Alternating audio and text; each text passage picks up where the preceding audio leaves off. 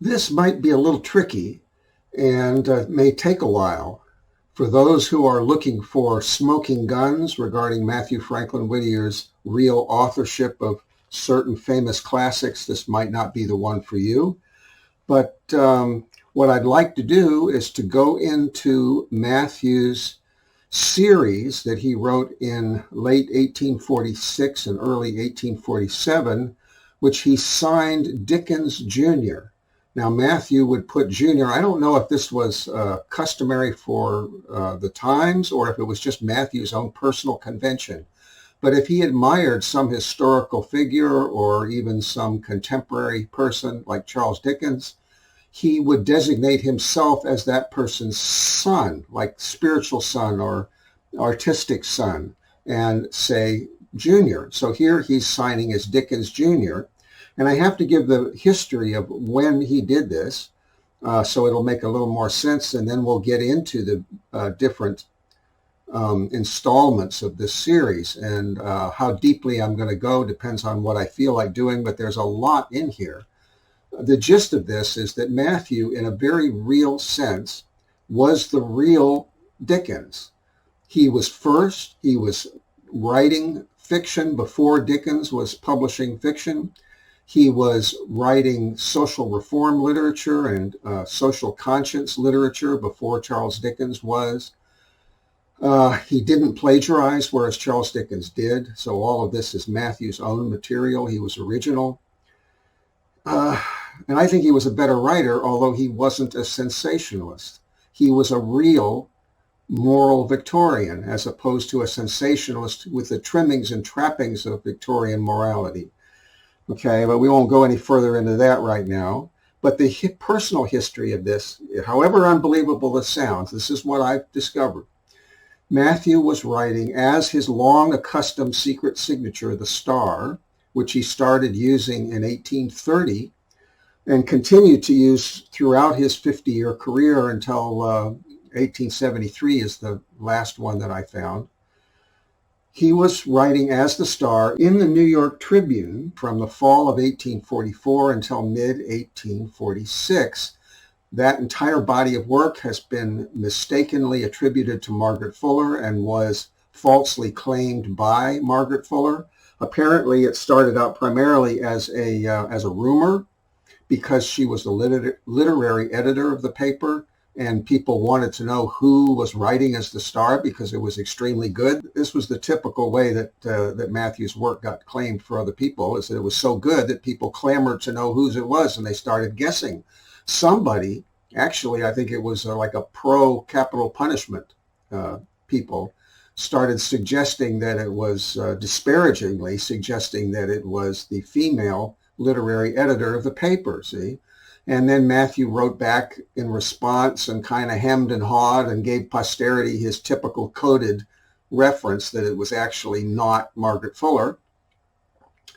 And I'll go into that in a paper that I'm going to release later this year. But the gist of that is that he left the paper about the same time that Margaret Fuller did, which is to say mid-1846 or a little bit later, like July or August of 1846. And he apparently went to New Orleans and began writing for the New Orleans Delta, the Daily Delta in New Orleans. And he did the lowliest of the newspaper jobs there, which is to say he wrote up the police arraignments, the arraignment hearings, called the Safety Office, I believe, down there in New Orleans. He signed them F with his middle initial, which he also had done for the first 2 years of the Dial. And the F-signed pieces in the Dial are Mathew's, signing as F for Franklin. It all sounds pretty fanciful, I know. But I can back this stuff up, see. I've got all the dots connected in terms of evidence. So anyway, when Mathew got back to Boston from New Orleans, he started writing for the Odd Fellow. He was a member of the Odd Fellows.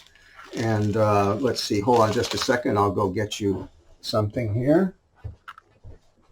This is the Constitution of Mathew's chapter of the Odd Fellows, the Ancient Brothers, or Lodge Number 4 in Portland. His name is in here.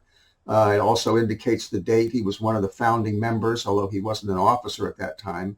He did become an officer for this group. Apparently, it was a rotating thing that different members would become officers. So Mathew was an odd fellow. We'll just put that right up there for the moment. It'll be safe. This is the Boston Odd Fellow. This is the October 14, 1846 edition. And I'll give you a better shot of it on the screen along with a close-up of the masthead. In this edition, on the third page, I think it is a little star-signed entry. Now let's see. I've got my glasses somewhere, but here they are. I'll go ahead and get it out so I can read it to you because I haven't put it on my Kindle. This is falling apart, so the pages get separated. Okay, here we are. It's on the next to the last page. He says, the Boston Theater continues to be crowded each evening. Mr. Wyman deserves great credit for his enterprise in securing the best talent for his house, meaning theater, and the result is most favorable. We understand that Mr. Forrest is to appear on Monday next, to be succeeded by Mr. and Mrs. Keene, and then there's the asterisk. Now, that's obviously not a full-fledged review. Mostly, Mathew used the star in this particular publication to report on the Oddfellow lodges. But occasionally, he would give a little summary about the theater or something else that was going on. But it's the same person using the same signature in the same year as was used in the Tribune. See, there's actually at least one that overlaps in time. Now, that's not all that important. In December of 1846, Mathew had temporarily moved to Syracuse, New York, and he was writing a little bit for the Onondaga Standard, but primarily from there he was writing in to the Boston Oddfellow with this series, Dickens Jr., and he starts the series in the Oddfellow with number 1 and goes up to number 7, I think it is. But he actually wrote one of these, possibly the very first one, in the December 9, 1846 edition of the Onondaga Standard, which I managed to find through a researcher. Again, it's a December 9th, 1846 edition, written for the Standard, so it's original. It's called Everard and Fidelia, or The Force of Circumstances by Dickens Jr. I'm not going to read these because it really would take too long. I basically want to summarize them and maybe pull out some quotes. He sets up a young couple. Everard Ledyard was in London. He sets this in London just as he had A Christmas Carol. And he's a wealthy London merchant. Well, Mathew had been a merchant, had pursued a mercantile career, so he knows this world. He was the real author of The Perils of Pearl Street, which has been mistakenly attributed to his former editor, Asa Green. But this is a very virtuous young man, and he hears a cry of distress, and he arrives just in time to see one man raise a dirk to plunge into the breast of another. While he tries to rescue the man, he's too late, and he gets charged with it. He's left there with the bloody knife, and he gets charged, and he is falsely accused. And his girlfriend, Fidelia, and these names are intentional, of course. Everard and Fidelia mean faithful. She arranges to escape with him to America. And it's a long story, but the gist of it is that eventually they're exonerated. And I'm sure I could go through here and find clues, but the point of it is that this is Dickens as Mathew perceives Dickens. In other words, this is the real Dickens, by which I mean that had Dickens not been a hypocrite, had he been whom he appeared to be, this is who he would have been. Does that make any sense? So Mathew is writing as he imagines Dickens actually is, which he actually is not, which is to say a virtuous man who writes moral fiction, not sensationalist fiction with moral overtones, which is what Dickens did. And we can go on about that, and that could be debated. Anybody debating me on that is going to, they may not admit that they've lost, but they will lose, because I'm quite sure I'm right about this. On that same date is published the first installment in the Oddfellow of what he calls Pickings and Pencilings. Now, he had something very similar in the New Orleans Delta. I forget what the title of that is. Pickings from My Safety Office, it was called. And he wrote that with his middle initial F for the New Orleans Delta. You can look that up. You can find it online. All the F-signed pieces during the summer months in the New Orleans Delta are all Mathew's.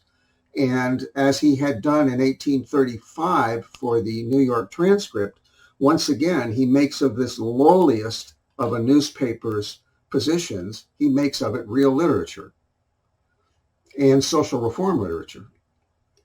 But here he says, Mr. Editor, as this is my first letter to your readers, it may be well that a brief account of myself be given by way of introduction, provided always there is no objection on your part to my, quote, coming in to occupy a place among your regular correspondents. Of course, he knows who he is, so. Although my beloved, celebrated, and popular senior is an Englishman, yet for some cause anterior to my recollection, I am a Yankee. I was born a Yankee and am not sensible of ever having done dishonor to my native state, Massachusetts. See, he was born, in fact, in Massachusetts, in Haverhill, or to my venerated Puritan ancestry, which is interesting because he's Quaker. Was Quaker.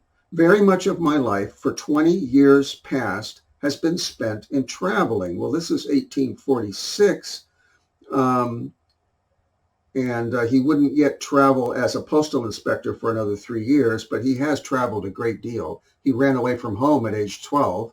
He lived in Boston and in New York City and went back and forth between the two, and so he has traveled a great deal. This has given me opportunities for, quote, picking up a great many incidents in the history of men and women, all of which have been, quote, penciled down in order in my italics, posthumous diary. Now, what is that? As the manuscripts of the far-famed and immortal Pickwicks were before me. So he's writing for posterity. He's very keenly aware of posterity, even though he writes entirely under pseudonyms, entirely anonymously. And yet, as I've said many times, he's keenly aware of posterity. That's why he gives all of these coded clues that I've been talking about in the last several video blog entries. Some of these pencilings embrace, quote, love stories. Others are, quote, historical. Others, again, are, quote, marvelous events, hairbreadth escapes, etc. The variety is ample for spice, I assure you, and your intelligent readers. But I am no antiquarian. The past I would use more to improve the present and the future than as affording precedent for the present or future. Fate or some other agency seems to have determined that I shall yet be a wanderer, having no permanent abiding place. And this is true after Abby's death. Even though he remarried, his mother apparently arranged a marriage sight unseen, which was awful. He can't live with her. So after the first few years, he's been living in New York City and traveling around between New York City and Boston and New Orleans and so on. His family is in Portland. He won't be formally estranged from them until 1849, but he can't live with her. I do not much regret it, however disagreeable, on some accounts, since thus circumstanced, my field of observations will thereby be more ample, the benefits of which I devote to your readers. And he says he's now in Syracuse and starts a story of a salt boiler. Well, that was I always said that he precedes his work, his humorous work, with a serious, usually philosophical introduction. That was his philosophical type introduction, introducing himself as much as he's willing to do while still remaining anonymous. It all coincides with his real history, however sparse it was. And then there's no need to go into the story. This is a story from Syracuse, apparently, about a salt boiler. And it includes dialect, which he typically did.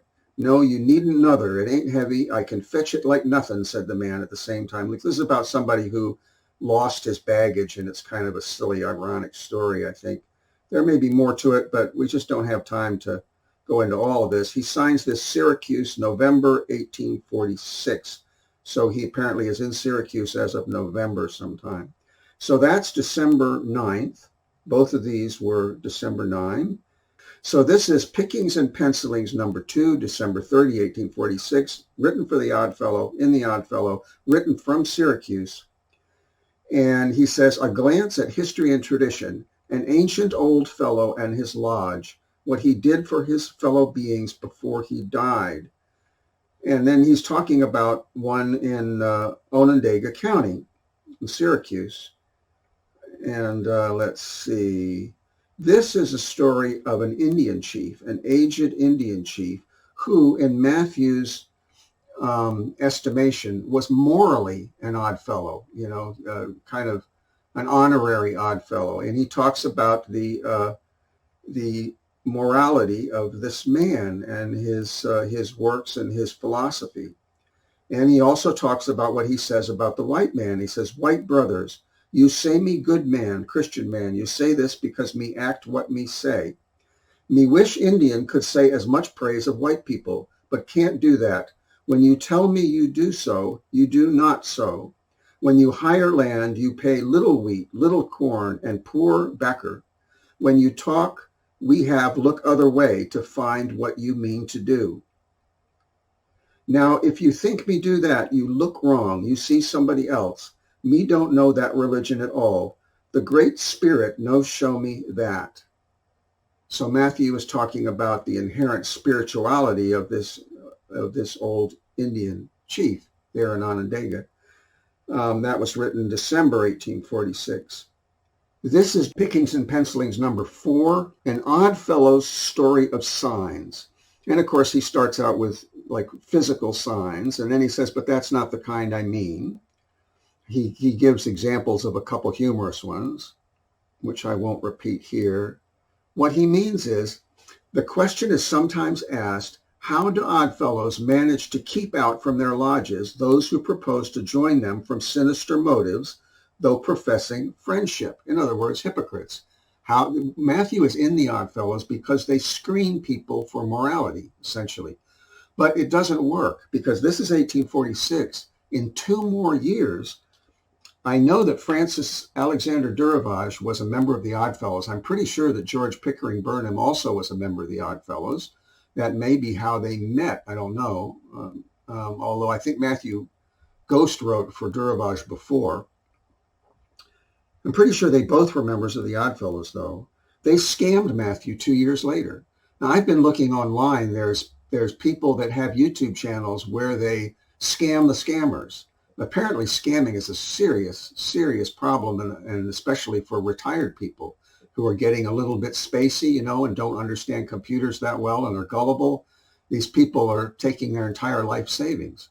So this is not unlikely at all that Matthew got scammed this way. And as near as I can tell, as I've said before, what happened is in 1848, Durivage, whom Matthew had ghostwritten for earlier, approached him with George Burnham, who had the money, the financial backing, and they offered to buy the rights to some selected stories in Matthew's portfolio, but he didn't look at the fine print. When he signed it, he had given complete rights to his entire portfolio going back to 1830 or earlier. And they proceeded over the next few years, and especially in 1849 in the Flag of Our Union, to publish the whole blasted portfolio, including things that Matthew would never have wanted to publish that were just practice pieces and observations, Well, that happened 2 years later. So the Oddfellows they were able to screen out people of questionable character, but they were not able to screen out flat out sociopaths. That's the problem, because the sociopath will completely mimic a person of exceptional character, just exactly like these scammers do. These scammers are polite and they're kind and they want to be your friend and they want to protect you from viruses. See, so the Oddfellows was not able to screen out those people. As a matter of fact, it's sort of selected for them in a particular sense. Well, that's what that whole article was about. Matthew had a lifelong problem with being naive and gullible. He tried very hard to be discerning in this regard, but he had a trusting heart, and he nonetheless would get fooled. And I am reminded of something that the yogi, Baba Hari Das, the one who taught Ram Dass on a daily basis in India, he said, snakes know heart. Now, some of what I remember of his teachings comes from the yellow book that he put out, little book of aphorisms, sayings, and some of it came from a retreat where I actually met him. I attended a retreat in 1974, not really knowing that he was going to be leading it, and sure enough, he was the guy that led the retreat, and there was quite a bit that I remember firsthand. I don't remember whether this came from the yellow book or whether I remembered him saying it and or both. But it really struck me. It said, snakes know heart, which means that sociopaths can pick out people of heart and trick them by seemingly marrying them and becoming like one of them. Now, so that was January 13, 1847. Did we look at the 6th? No, we didn't look at the 6th, so I'm going to jump back one. This is The Oddfellow, January 6th, 1846, written for The Oddfellow, Pickings and Pencilings, number 3, by Dickens, Jr. It's called History of a Hill, Reflections, etc. This is the hill that they raised in Syracuse in order to put the Capitol building on. And Mathew talks about how beautiful that hill was. The birds of the air seemed to congregate in the grove adjoining that hill more than in any other place. And people wandered there for purpose of enjoying the music of those birds. Now, Abby used to love songbirds. I've seen that references to that many times. So this is kind of a tribute to Abby and how she would have just cringed to see that hill razed to the ground. And at the time he's writing, it's been cut down, but they haven't put the Capitol on it. And it's interesting what he says about that. That beautiful hill is now a ragged, ill-shapen, rough-looking place. Not the attractive roughness of nature is there, where even symmetry and order appear in what is misshapen, but it is ragged and rough by art, hence it looks badly.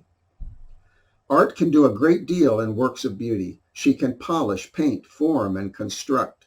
But when she comes to the work of making things appear attractively ugly, she might as well give up before trying.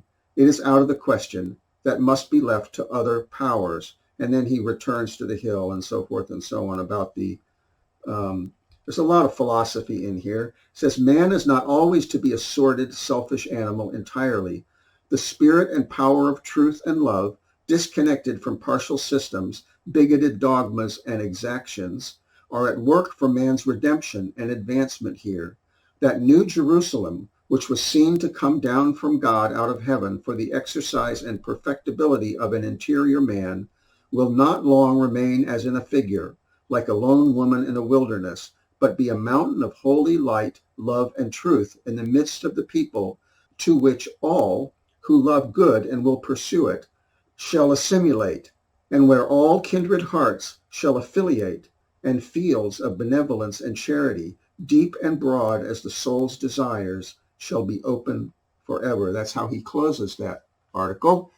That's the real Dickens, not the fake one, not the one, the snake, the hypocrite, who put on a garb of morality. Okay, so now I've gone back. 12047. This is number 5 in The Oddfellow by Dickens Jr. It's called Getting Started. And it's about exactly what it says it is. It's about kind of getting yourself going. He gives an example of 2 men, one of whom had $40,000 and wasted it, and the other of whom had 100 and made good use of it.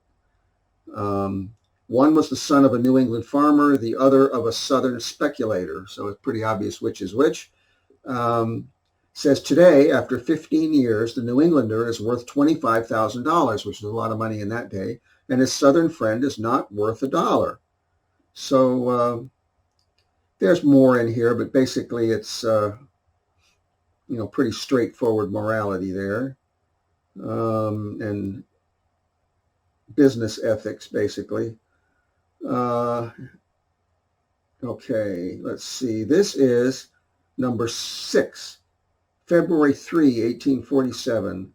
It's Odd Fellowship and the Poor. He starts out with a quote, and I've forgotten it. I've got it written down as to where this quote comes from, so I'll put that up on the screen. The haughty child of wealth goes forth, bedight in purple, gems, and gold. The peasant starves beside his hearth, or dies of cold. The noble from his gorgeous halls scarce scans the half his broad domains.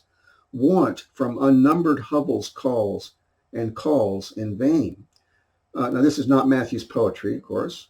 It's interesting that he characterizes wealth with purple, gems, and gold. Now, this may have been common knowledge, or it may even be common knowledge now, but I've mentioned the purple curtains, that reference which shows up in The Raven, and this almost identical line shows up in Lady Geraldine's Courtship. Those were written both by Matthew Franklin Whittier. The purple cloth, which comes in again with a velvet cushion, which was expensive in that day in The Raven, as I've mentioned in previous entries. It comes up in connection, I believe, with Abby. She had a wealthy upbringing. She went way down in the world to marry Mathew. She basically, because her father disowned her, essentially, near as I can tell. It may or may not be true, but I'm pretty sure that that's correct. And she went way down in the world, but she still probably retained a few items, including a velvet cushion and some purple curtains, things that had to do with royalty, not just wealth, but royalty, because her father was a marquis and she actually was of aristocracy, see? And Mathew may have given her some of these things to make her feel a little bit more at home because he felt bad at having taken her from wealthy circumstances into poverty, essentially. So here, Mathew, whether it was common knowledge or understood or not, he has associated purple with wealth. So that's kind of neither here nor there. He talks about the charity of the Oddfellows and gives an example of it. And again, this is the real Dickens, who really is concerned about social reform and the poor and so on. I don't think Dickens was. I think he pretended to be. I've given that opinion before in other places. I won't go into that in any great depth. But here is an example of the Oddfellows exercising charity. That was February 3. This is March 10, 1847, written for the Oddfellow. This is the last one. It actually says it's number 6, but it's really number 7. That's a misprint. It's called The Cottage Flower. This is kind of the culmination of the whole thing. This is a short story about an orphan. And it's written, I would say, again, in the style that Dickens really should be writing.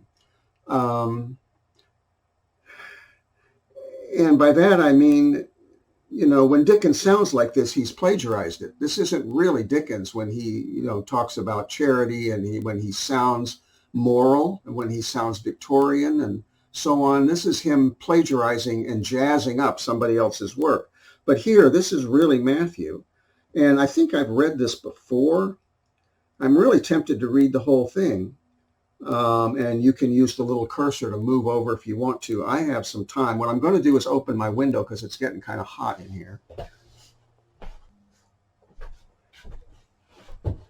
And get a sip of water. I'm going to read this. I might stop to make a comment here or there. I'll try not to do too many of them. The Cottage Flower. I have seen orphans whom I pitied and loved. But when I saw Florence Ragg sitting like an angel beside the dying bed of her mother, the only surviving relative left to her, and every moment carrying the soul of that fond and idolized mother nearer to its point of embarkation upon the returnless voyage of eternity, and when I beheld the calm, heaven-like submission of Florence as she knelt to receive her parents' dying kiss and benediction, and as I listened to her words, "Oh, mother, weep not thus. Jesus has promised to be the God and friend of the orphan, and although I am exceedingly grieved to part with you, Yet I am submissive to the will of God. Beside, I believe God will permit your spirit to watch over me, the same after your death as now. And you know after you die, you will only move along as I do, for time and eternity are all one and run parallel until time is swallowed up of eternity. I shall not see you because you will be a spirit, but you can see my spirit, and I shall feel happy in knowing that you are with me still. I repeat, when I listened to these words from the lips of the orphan-doomed Florence, then only in her 6th year, I felt for her almost a veneration. But as I designed to give a brief history of Florence after this introduction to her, I will also give my readers a glance into her origin, etc. Now, first of all, you would not see Charles Dickens in any piece that he has either written or plagiarized speaking in so blatantly religious terms for that, certainly not for that length. If he seems to do that, he's stolen it from somebody else, chiefly, and he's cut out a whole bunch of what used to be there and left just a little bit. I've demonstrated that he secularized Abbey's writing in A Christmas Carol. I can show that, in his handwritten draft, Smoking Gun and all of that. If you like Smoking Guns, read my article. It's in there. I've got the picture. I've got permission from the Morgan Library to use that picture. I've crossed my T's and dotted my I's. People call it dribble, but it's not dribble. So here, not only is this a lengthy, overt expression of Christian faith, but this is a spiritualist. You understand? This is not a traditional Christian. It's only traditional in the sense that whoever's writing this does not believe in reincarnation, which Mathew did not as of 46. He started to think about it as of about 1850, about 4 years later. He says, I shall not see you because you will be a spirit, but you can see my spirit, and I shall feel happy in knowing that you are with me still. This is the spiritualist perspective. Now, I don't know if there was any officially such a thing as spiritualism as a label in 1846. The Fox sisters wouldn't come about for another 4 years or so, or 3 years if this is 1847. But Abbey had taught these things to Mathew, and Mathew had embraced them. He was now a Swedenborgian and about to become a card-carrying spiritualist, a member of the Portland Spiritualist Association, who investigated physical mediumship and testified to it in the newspaper over his signature, along with the other members of the investigating committee. So this is written by a real spiritualist and a sincere esoteric Christian, which is what Dickens theoretically was and should have been, but was not. All right, I'll continue. Herbert Wragg died when Florence was only 2 years old, leaving her entirely dependent upon the exertions of her mother for the comforts of life, save what was freely bestowed upon them by a few brothers of the order with which he had in life been connected, which means the Oddfellows. As the lodge was weak, the support thus enjoyed was very limited, but the patience and amiableness of the young widow rendered her a being of no ordinary estimation among all classes of the village in which she resided. And beside the Oddfellows, there were those, quote, who with her wept in sympathy. I haven't looked that quote up. If I can find it, I'll put it on the screen. The parents of Mrs. Wragg were both dead, and her only brother was a poor laborer in Scotland. It is not strange. Now, Abbey's mother's family was from Scotland. Her maiden name was Elliot. So she was from the Elliot clan in Scotland, and she was the one that taught Abbey, I believe, most of what she knew about the paranormal. It is not strange, therefore, that for the sweet, intelligent little Florence, that widow mother felt and cherished a deep anxiety, looking forward to the day when she would be crowned with womanhood and move among her sisters in the respectable spheres of life. Her greatest anxiety was that Florence should be educated well, not merely in science, but in virtue and truth. Now you know that kids, even upper-class kids in America, were typically educated for marriage. In other words, they were taught to play the piano and sing and sew and maybe draw and that kind of thing, but not really given a full education. Mathew has made it clear that she wanted Florence educated in science and also in virtue and truth, which was the way that Abby was educated. Okay, she was given a full education, but she also was educated in virtue and truth. Truth meaning the esoteric mystical teachings. Nor did she strive in vain to instill into her young mind those bright and imperishable truths which give beauty and strength to reason. See, so she taught, again, esoteric truths, as will be seen by the glance we have made at the trying event of the death of Mrs. Ragg. Then it was that the mother's heart was filled with comfort and her faith strengthened, and she was enabled to depart in peace. This is drawn very heavily from Abby as a little girl. She was a child prodigy. Abby also wrote about an orphan, an Irish orphan named Mary Mahoney, which was the first of the stories that Mathew published for her posthumously in the 1849 Boston Weekly Museum. Signed A.P. for Abby Poyen.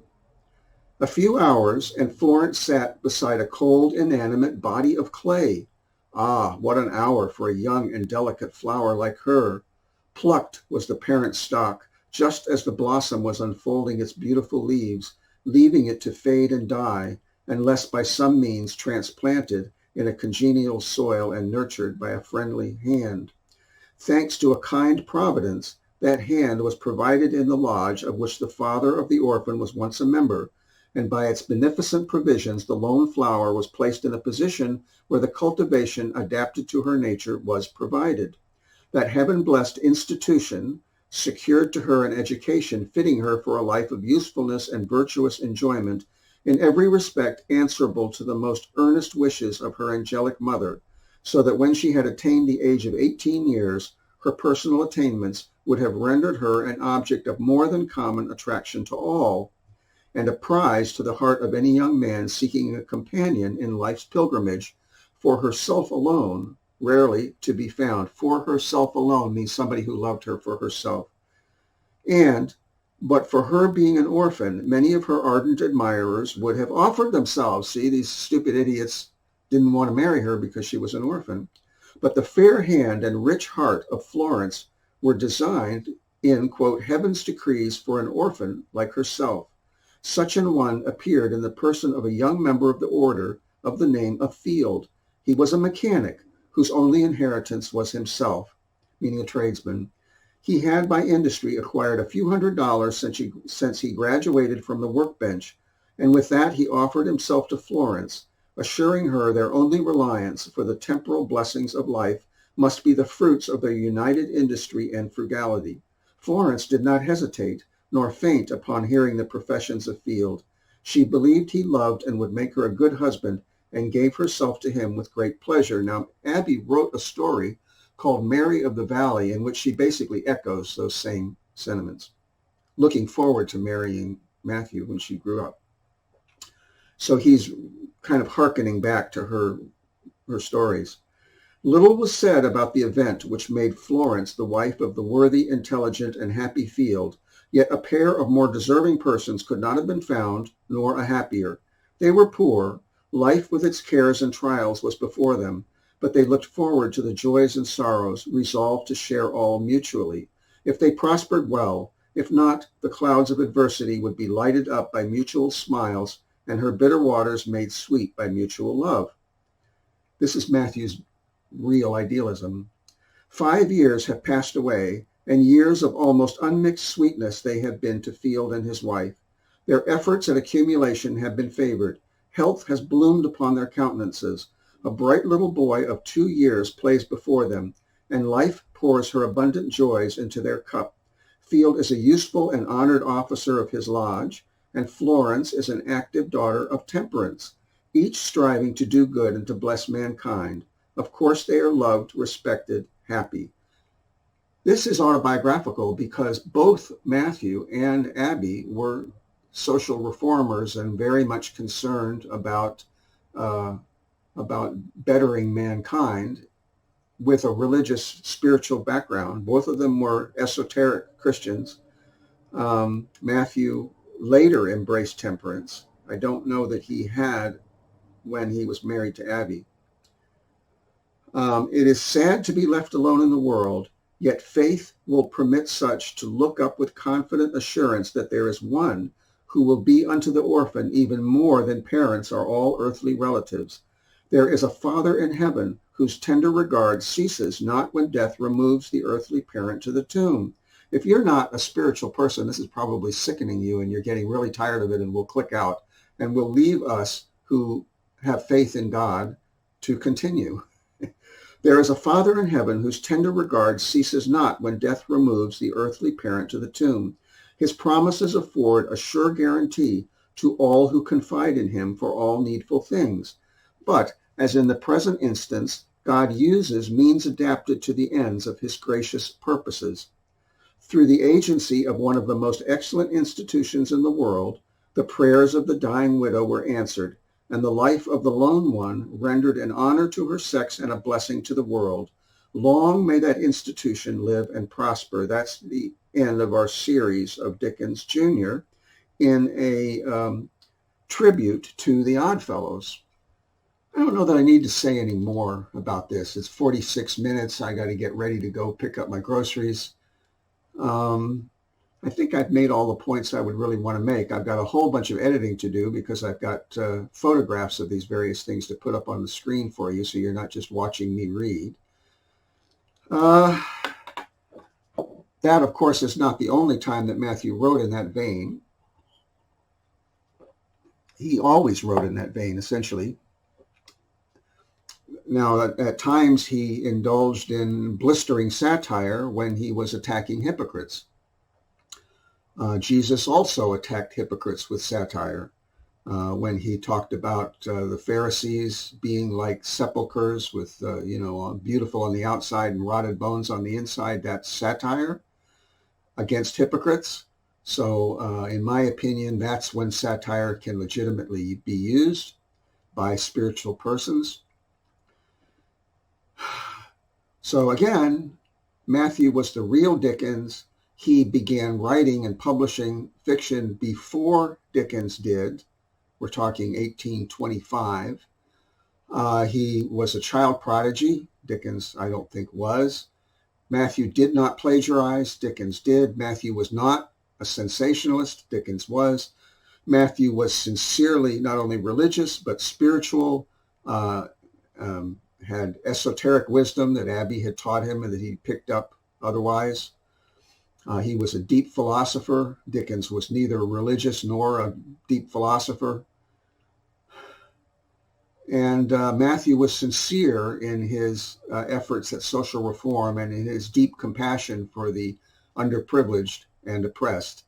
I don't believe that Dickens was. I believe he got that reputation, and he became famous because he gave worldly people in the Victorian era an excuse to read sensational literature by thinking that it was social reform. So it was okay to read about all of these horribly debased, deranged people and the mistreatment of the main, various characters and the satire against people in general and not just against hypocrites. That's typical, I believe, of Dickens' writing, what I've read of it.